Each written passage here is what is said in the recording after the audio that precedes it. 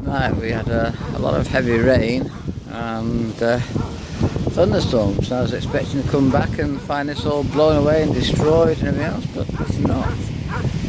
Stood the test of a bit of a strong weather. 501 plastic bottles here now.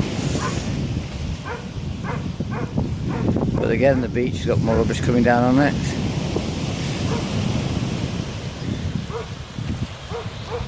There's actually 1,006 plastic bottles so far, and there's more if you start picking them up.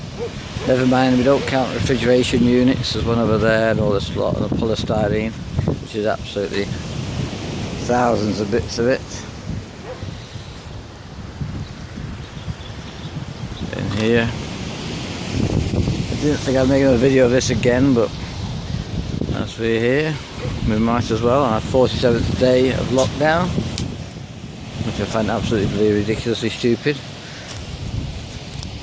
Because we're in a small town that's not got anything to do with the virus. It's been clear for 47 days, but we're still locked in our homes, told not to go out.